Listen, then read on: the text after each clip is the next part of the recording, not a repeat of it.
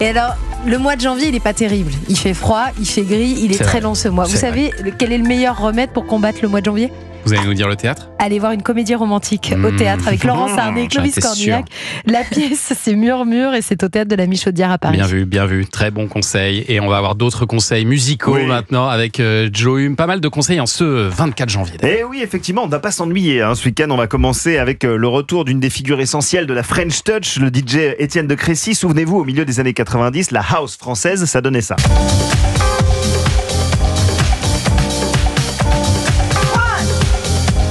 Un petit cocktail. Ouais. On est dans le lounge. Bout de bord. Voilà. C'est exactement ça.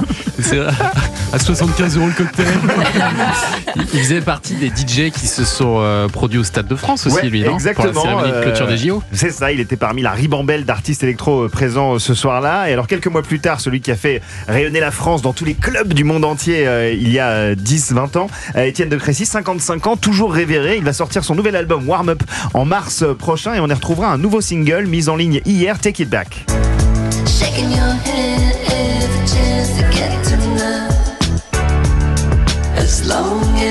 Ah oui, c'est plus détente. Rien à voir. C'est pas pareil. C'est beaucoup moins électro. Exactement. Ça a été pensé cet album comme un disque plus organique avec des chansons pop, avec quand même une petite pointe d'électro pour la forme, dans les sons, dans la structure des morceaux aussi. Et puis on retrouvera également beaucoup d'invités, dont Damon Albarn de Blur et Gorillaz. Le single est toujours pas sorti, mais hâte d'écouter ça. Et alors vous avez aussi, Joe, des recommandations concerts pour ce week-end. Ouais, on va rester un petit peu dans l'esprit, puisque ce week-end le DJ originaire de Nice, The Avener, fera escale à Paris. The Avener, c'est la génération qui a suivi justement Étienne de Crécy. On l'a découvert en 2010 avec ceci. Ça, c'est d'or bien.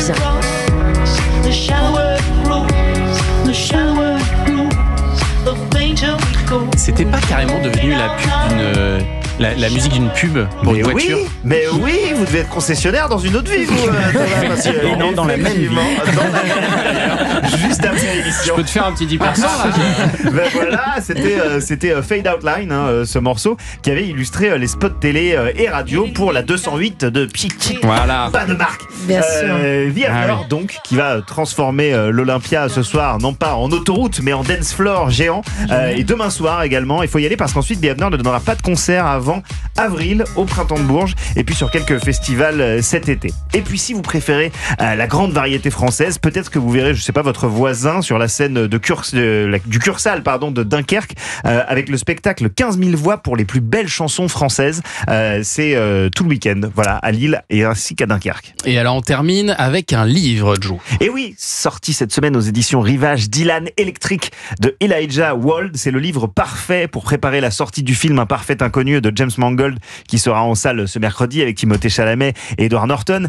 Dylan Electric qui s'intéresse à ce moment de basculement lorsque Dylan a brisé les codes d'honneur des artistes folk américains dont il était devenu le nouveau héros en passant à la guitare électrique. C'était en 1965. Ça a provoqué un véritable séisme dans le paysage musical américain et ce livre passionnant décortique cette période géniale. C'est riche en anecdotes, en infos. C'est très accessible également pour les novices qui découvrent Bob Dylan. Ça se lit comme une pierre qui roule, j'ai envie de dire. Et en plus, il est bilingue. En plus d'être beau gosse, il est bien. On n'arrête plus ce Joe Hume.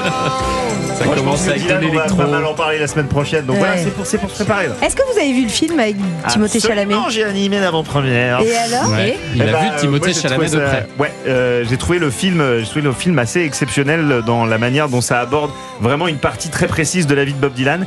Et je pense que ça va être un déclencheur pour pas mal de personnes qui connaissent assez peu sa carrière en France. C'est assez et puis Timothée Chalamet et Monica Barbaro qui jouent Joan Baez sont assez exceptionnels. J'ai l'impression que c'est un peu comme Johnny Cash, non ? Un peu la même. Ouais, un chouïa moins linéaire. On sent qu'en 20 ans, le biopic a pris un petit peu de bouteille. Mais bon, je pense que le camarade Olivier Benkemoun en parlera mieux que moi la semaine prochaine. Mais dit aussi Timothée Chalamet, en vrai, il est pas ouf. Ah, il est beaucoup plus charismatique à l'écran que dans la vraie vie. Attendez, on ne critique pas. Et il est jaloux, là. Il est jaloux, Thomas Hill. Ouais, ça m'étonne pas. Franchement, je l'ai tout de suite cru quand il m'a dit ça. Bon, merci beaucoup, Joe Hume.